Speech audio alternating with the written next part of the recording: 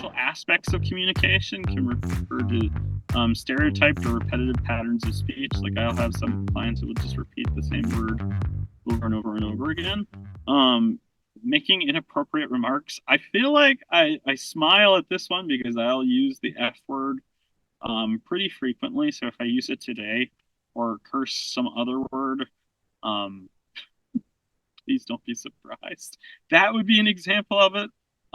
It's a comical one because I don't think people really care that much anymore. But 10, 20 years ago, or like if I'm at Mayo Clinic and I'm presenting, probably not the place to be dropping the F word. Um, Nor should I hear.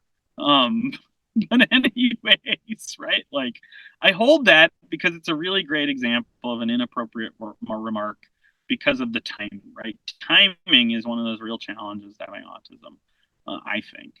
There's intonation. So sometimes when I'm doing therapy with people, I'm in a dentist office, so I'll be like laughing with somebody, or I'll get really excited because somebody's having this realization in this really important moment, and I'll get really loud, and my secretary will go, "That was really loud, John." Afterwards, I just be like, "Yeah." And so, I mean, so yeah, there's also a poor, like, doesn't use appropriate gestures, right? Like, and again, like, I'm thinking like someone giving the middle finger at the inappropriate time, or like, I'm trying to think of a better example, but cursing and the F word seems to be what's on my mind for socially inappropriate remarks. There's poor eye contact. There's a lot of there's just a lot of talk about this, and I don't know that poor eye contact is indicative of what difficulties with social aspects of communication is trying to get at as best as some other ways could be. And what I mean by that is there's a book that Jonathan Elder Robinson wrote. They basically said I was forced to make eye contact with people.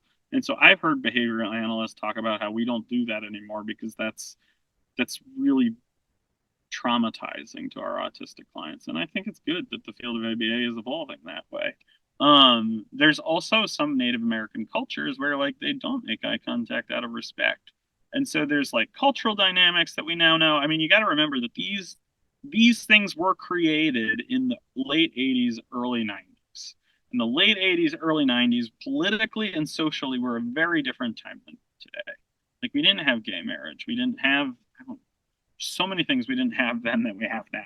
And so when we look at these tools and we think about the things that make autism, we have to remember that the way we form these definitions is historic in a lot of ways. Like it goes back to the 80s and 90s. That's why we have a second ADOS. And so I don't love the poor eye contact. I think more about the difficulty with social connection. Um, really, like how does that bear out, and is there a functional impairment in it? Um, this one I really struggle with, and just trouble initiating contact and maintaining conversation. Now, I have some anxieties and traumas around like starting conversations with particular populations, but um, you know, that's that's just the thing I work through, right? And I have to do therapy around, which is good because that's growth, right? There's also not asking others typically about their thoughts, feelings, or experiences. Um, and so there's this restrictive, repetitive patterns of interest and behavior. Um, so usually these are repetitive behaviors. Like the one I do is this, and I actually find this as a resource for me. So not all we call this a stim, right? Stim is something we do to repeat that's sort of self-reinforcing, and it can be really helpful. And so if it's a harmful stim, right, like I'm going to swallow knives, probably not a great stim. But like these small ones, these can be repurposed. I just got back from Chicago. I was telling this hell, and when I was in Chicago, someone asked about or told me about this kid who jumped.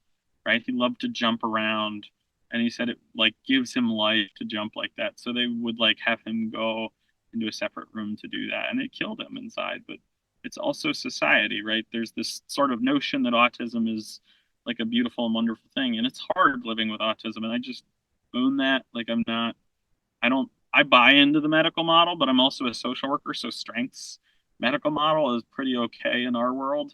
In medical social work, outside of medical social work, I think it's a little different.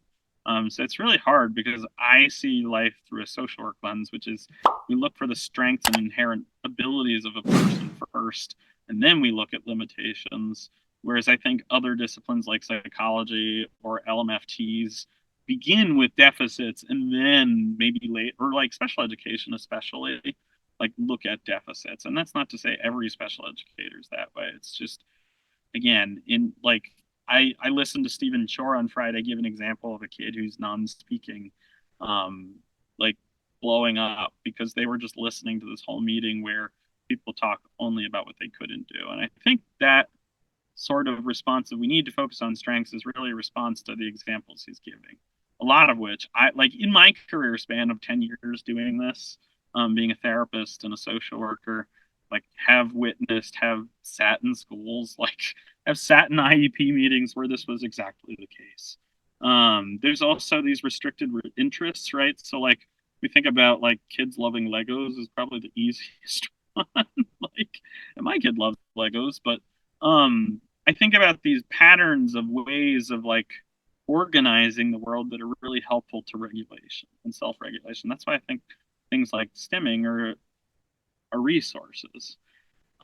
There's also difficulty with imaginatory play, and which again I don't know that I fully buy or get behind, but there's also compulsive like behavior. Now, compulsive behavior and stimming are really different.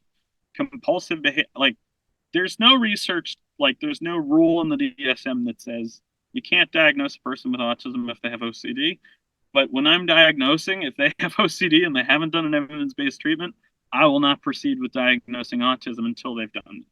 And the reason being is they're so different, right? Like if a behavior is compulsive, it's intrusive.